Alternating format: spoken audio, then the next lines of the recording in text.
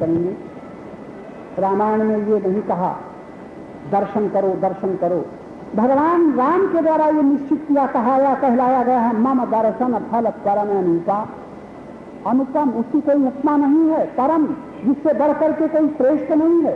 मेरे दर्शन का परम अनुपम फल, सर्वोत्कृष्ट, उससे कोई ऊंचा फल ही नहीं। क्या? जीव पाव निज सहज स्वरूपा। क्या सुना दर्शन का फल? भगवान राम के दर्शन का फल क्या सुना? जीव पाव निज सहज स्वरूपा। आज तक आप सावधान होकर के कथा सुनने वाले कभी स्वरूप के ओर लौटे? जिज्ञासा थी? बाहर बाहर समय आप काट रहे हो, बाहर बाहर अपने मन को सम्मोहित होने देते हो, बाहर बाहर आपकी बुद्धि अटक जाती है और अपनी भूल और भ्रम का पता नहीं चलता है। भगवान की कृपा तो पूरी पूरी हो रही है, लेकिन तुम्हारी अपने ऊपर अपनी कृपा अभी तक पूरी नहीं हो रही। इसलिए मैंने संकेत किया, ये अहंकार के रहते रहते आपकी अशांत, आपका भय, आपकी चिंताएं, हमारे तुम्हारे दुख न मिटेंगे। इसलिए कोशिश भगवान के दर्शन की न करो। भगवान के वाक्यों में, गीता के वाक्यों में, रामायण के महामंत्रों में अपने को देखने की कोशिश करो।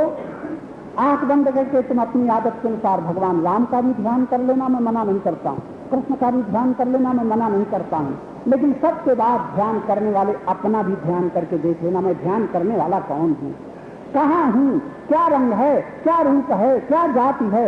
जरा देह के भीतर, मन के पीछे, बुद्धि के पीछे, तुम दर्शन करने वालों, सुनने वालों, राम को सुनने वालों, थोड़ा राम की सुनने के बाद अपने विषय में जो सुन रहे हो, थोड़ा कुछ मिनट अपने ध्यान में भी लगाया करो, देह में मैं कहाँ हूँ, कौन हूँ। इसलिए कि सारी अशांति अहंकार की सीमा में, सारे दुख अहंकार के आगे हैं। अहंकार ही शांति खोज रहा है, भी याद रखना। ये खोज जो है, सारी खोज अहंकार की सीमा में। अहंकार ही शांति खोज रहा है। अहंकार ही इतना शब्द हो गया है, इतना पूर्ण उसके साथ है कि अब संसार के धन और मान और भोग के साथ साथ भगवान को भी खोज रहा है, भगवान को भी खोज रहा है, अहंकार भी खोज रहा है। और अहंकार खोजते खोजते अगर भगवान मिल जाएंगे, अकड़ करके कहेगा मिल गए, मुझे भगवान नहीं मिले, मुझे मिले तुम्हें नहीं मिले, वहां पर भी अहंकार ही अकड़ेगा। इससे बड़ा महत्वपूर्ण है। भगवान कहते अहंकार बलम दर्पम काम क्रोध परिग्रहण विमुच्य निर्ममः शांतो ब्रह्म भूयाय कल्पते। फिर जो ब्रह्म से एकता का अनुभव करता है, ब्रह्मभूता प्रसन्नात्मा, वहां पर न शोचति न कांक्षति, न कोई कांक्षा रहती है और न हानि का शोक और न प्राप्ति का हर्ष। तब आती है समता। निर्ममः शांतो प्रसन्नात्मा, ब्रह्मभूता प्रसन्नात्मा, न शोचति न कांक्षति। शुभाशुभ परित्यागी, अशुद्धि है शुद्धि है लेकिन संग नहीं है। तब कहते मद भक्ति लभते पराम। ये भगवान की बात है। ऐसा साधक मेरी भक्ति प्राप्त करता है। और तुम्हारी क्या शर्त है? तुम कैसे भक्ति प्राप्त करना चाहते हो? जप की संख्या की बदौलत, कीर्तन की अवधि की बदौलत, अखंड पाठ की बदौलत, किसी मंदिर की बदौलत, कुछ केवल श्रवण की बदौलत, बड़े अच्छे। इतना सौभाग्य कम सौभाग्य नहीं है, लेकिन इशारा है अटक गए हो। जरा भगवान के वाक्यों को ध्यान से सुन लेना।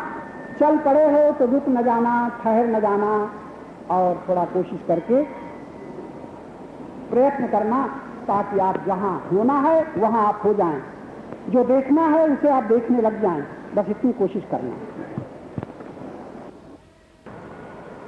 श्रवण का संबंध, सुनने का संबंध यदि कानों से ही होता है और सुनने के बाद यदि मन लग जाता है तो सुनना भी भोग हो जाता है। इंद्रियों के द्वारा जो कुछ भी हमें प्रिय लगेगा वो सब भोग हो जाएगा। इंद्रियों के द्वारा मन को जो भी अच्छा लगेगा वो सब भोग हो जाएगा। इंद्रियां भोग के आगे हमें नहीं ले जा सकती। बुद्धि के द्वारा जब अच्छा लगेगा तो वो ज्ञान का साधन बन जाएगा, ज्ञान का साधन, उससे हमें ज्ञान होगा। तो हमारे सभी विद्वान श्रोता, विदुषी देवियां, सुनने के पीछे मन तो लगी जाएगा श्रद्धा के कारण, लेकिन बुद्धि स्थिर होनी चाहिए। अगर बुद्धि स्थिर न हुई तो सुनने के पीछे जो विवेक होना चाहिए उसकी कमी रह जाएगी। अब विवेक की कमी रह गई तो जानवरों के भी कान होते हैं, मनुष्य की अपेक्षा वो बहुत दूर तक सुन लेते हैं। आंखें पशुओं की भी होती हैं, मनुष्य बहुत ज्यादा देख लेते हैं। इंद्रियां उनकी बड़ी बलवती हैं। पशुओं की के समान अगर मनुष्य की इंद्रियों में शक्ति प्राप्त हो जाए तो वो सिद्ध महात्मा कहा जाएगा। पशुओं की इंद्रियों की ताकत, पशुओं के समान इंद्रियों में अगर किसी मनुष्य में बल आ जाए तो सिद्ध महात्मा कहा जाएगा। मेढक बड़ा सिद्ध, 6-6 महीने जमीन में गड़ा रहता है, सिद्ध। अगर कहीं महात्मा 6 महीने बाद निकले तो आप क्या कहोगे? दुनिया दौड़ पड़ेगी उसकी पूजा के लिए। तो इंद्रियों की शक्ति बहिर्मुखी होती है, बाहर की तरफ इसकी गति। मन इसीलिए इंद्रियों के सहारे बहिर्मुख हो गया, जगत से संबंधित हो गया। बुद्धि परिणामदर्शी होती है। अगर हम बुद्धि को परिणामदर्शी यानी उसके नतीजे को देखने तक हम न पहुंचे तो जो सत्संग का लाभ है उससे हम वंचित रहेंगे। अहंकार अकड़ेगा कि मैं 20 बरस से 12 बरस से सत्संग कर रहा हूं। अहंकार को तो कुछ करने का बस चाहिए। जहां अहंकार करता बना बस वहीं ये पुष्ट हुआ। सत्संग में तो अहंकार को देखना है, इसको पुष्ट नहीं करना। सत्संग का अंतिम लाभ विवेक, अविवेक के द्वारा होता है। ठीक ठीक देखना, जैसा है वैसा देखना, कल्पना नहीं करना। ज्ञान कुछ बदलता नहीं। ज्ञान का यानी प्रकाश में कोई चीज बदलती नहीं। प्रकाश का काम है जैसा है वैसा दिखा देना। फूल को फूल स्पष्ट कर देगा प्रकाश। फूल है तो प्रकाश कहेगा देख लो फूल है। गंदी चीज पड़ी है तो प्रकाश कहेगा देख लो ये गंदी चीज है। प्रकाश न तो उठाएगा न गंदी चीज को हटाएगा। तुम अपना काम करो। तुमको देखने के बाद जो कुछ प्रिय लगता है उसको स्वीकार करो, अप्रिय लगता है उसका त्याग करो। प्रकाश का काम न पकड़ना है न छोड़ना है, उसका काम केवल तुम्हें दिखा देना है। ज्ञान का काम न पकड़ना है न छोड़ना है, ज्ञान का काम दुख तुम्हें दिखा देना है। देखने के बाद त्याग और ग्रहण ये तुम्हारे ऊपर निर्भर है। सत्संग का काम यही है कि तुम उस प्रकाश में अपनी बुद्धि को खोलो जिससे दर्शन कर सको। सबसे पहले अपने आप का दर्शन, फिर जो तुम्हारे साथ है उसका दर्शन, जो तुम्हारे साथ है उसका दर्शन, और फिर जिसके द्वारा देख रहे हो उसका दर्शन। 3 स्तर दिए। अब देखना हम कहाँ अटक गए। अटक कहाँ गए? कल मैंने इशारा किया था, अटक जाता है उसी का नाम मूढ़ता है। मन का काम है अटकना, बुद्धि का काम है जानना, और स्वयं का काम है देखना। 3 स्तर हैं, मानना, जानना, देखना। आप लोग ये अपना थोड़ा अपना दर्शन करो। जहां तक सुन करके देख करके मानते हो, ये मानते हो मन के द्वारा, मन आपका अटक गया, बस ये मूढ़ता है। कभी कभी लोग अगर गलत अर्थ न लगा लें तो भगवान के सौंदर्य में अगर हम अटक जाते हैं तो मन के द्वारा। मन की मूढ़ता बड़ी शुभ है। जो मन संसार के विनाशी रूप में अटका है, अगर वो मन अविनाशी के सौंदर्य में अटक जाए तो बड़ा शुभ है। लेकिन मन का अटक जाना शुभ तो हुआ, और अगर बुद्धि साथ न दे तो अटका हुआ मन वहां भी भोगी बन जाएगा भगवान के सौंदर्य का, भगवान के ऐश्वर्य का, भगवान के माधुर्य का भोगी बन जाएगा मन। और जब बुद्धियुक्त होकर के देखेंगे तो भोगी मन तो रह जाएगा पीछे।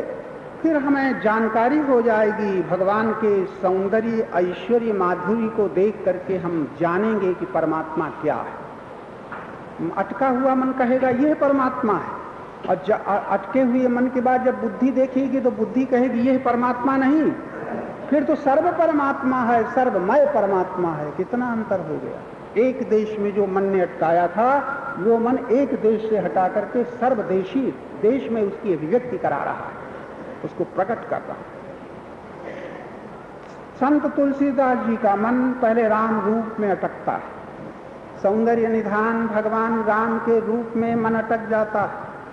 लेकिन वही संत तुलसीदास जी की जब प्रज्ञा जागृत होती है तो अटका हुआ मन जो राम के रूप में अटका था वही मन तो अटका रह गया, जाने कहाँ। प्रज्ञा कहती है सिया राम मैं सब जग जानी, अब अटका हुआ मन अब यहाँ नहीं है। सिया राम मैं सब जग जानी, करहूं प्रणाम जोर युग पानी। अब उस संत तुलसीदास जी के संत तुलसीदास जी का अटका हुआ मन जो कभी कह देता है, तुलसी मस्तक तब नवय जब धनुष बाण लो हाथ। कहाँ तो ये दृष्टि और कहाँ ये दृष्टि, सिया राम मैं सब जग जानी। कितना अंतर है, एक है मन के स्तर से दर्शन और एक है प्रज्ञा के स्तर के दर्शन। तो आप जैसे विद्वान श्रवण करने वालों, अटके हुए मन को देखो, भटके हुए मन को देखो, लटके हुए मन को देखो, और देखने वाली बुद्धि के पीछे प्रज्ञा के द्वारा फिर स्वयं को देखो, और स्वयं को देख लिया कि बस सत्य दर्शन का द्वार मिल गया। भगवान के दर्शन का अंतिम द्वार है आप ही अब भगवान के दर्शन के द्वार हैं। इसके पहले तीर्थ हैं, इसके पहले मंदिर हैं, इसके पहले महात्मा हैं। आप किसी द्वारों से प्रवेश करो, सौभाग्य है जो किसी द्वार से भगवान की दिशा में प्रवेश करता है। लेकिन अंतिम द्वार याद रखना, अंतिम दर्शन का द्वार बाहर न रह जाएगा, फिर ये मंदिर न रह जाएगा, फिर मूर्ति न रह जाएगी, फिर तो अंतिम दर्शन के द्वार स्वयं अपने आप को आप पाएंगे। ये है साधक की साधना का अंतिम सीढ़ी, जहां से दर्शन फिर परापेक्षा नहीं रह जाती। कल मैंने बताया था, अनपेक्षा शुचिर दक्षा उदासीनो गतव्य, उसकी व्यथाएं समाप्त हो जाती हैं। लेकिन हम दर्शन करने वाले लोगों की आज तक व्यथा समाप्त नहीं, एक न एक व्यथा चलती रहती है। क्या कारण है? सोचना पड़ेगा क्या कारण है। तो हम काल ही कर्म ही ईश्वर मिथ्या दोष लगाए, भगवान की हम पर जब कृपा नहीं होती, कृपा होगी, इस तरह के वचन सत्संगी लोग दोहराते रहते हैं। बिना कृपा के कुछ न होगा, बिना कृपा के हम काम क्रोध लोभ मोह का त्याग नहीं कर सकते, बिना कृपा के प्रभु के दर्शन नहीं हो सकते। लेकिन थोड़ा सोचो, इंसान की तरह हमने भगवान के विषय में अपनी मान्यता, अपनी कल्पना कर रखी। जैसे मनुष्य किसी खुशामद से प्रसन्न होता है, तैसे हमारा भगवान स्तुतियों से प्रसन्न होता है, हमारी कल्पना है। प्रसन्न होता है तो कुछ दे देता है, नाखुश होता है तो कुछ छीन लेता है। ऐसा भी है, ऐसा भी भगवान है जो छीनता है, ऐसा भी भगवान है जो देता है। लेकिन एक ऐसा भी परमात्मा है जो न छीनता है न देता है। वहां तो वो परमात्मा ऐसा है जहां छीनने का प्रश्न नहीं, देने का प्रश्न नहीं, वहां तो लेना ही लेना है और देखना ही देखना है। ऐसा परमात्मा कि जहां लेना ही लेना है, जितना ले सको लो, कोई खुशामद की जरूरत नहीं, प्रार्थना की जरूरत नहीं, चिल्लाने की जरूरत नहीं। परमात्मा को तो जाने दो। परमात्मा की प्रकृति में जो वायु है, वायु से तुम्हें प्रार्थना न करनी पड़ेगी, हे वायु देवता मेरे फेफड़ों में सांस दो ताकि मैं जीता रहूं, कोई प्रार्थना न करनी पड़ेगी। सूर्य से प्रार्थना न करनी पड़ेगी, हे सूर्य भगवान तुम प्रकाश दो ताकि मैं देखता रहूं, कोई प्रार्थना की जरूरत नहीं। तुम आंख खोलो, प्रार्थना की कोई आवश्यकता नहीं। तुम वायु के सामने प्रार्थना मत करो, तुम अपने फेफड़ों की ताकत बढ़ाओ, जितना तुम श्वास ले सको, जितना ऑक्सीजन पचा सको लेते चले जाओ, प्रार्थना की कोई जरूरत नहीं। इस वायु की कोई, पंखे की वायु में तो आपको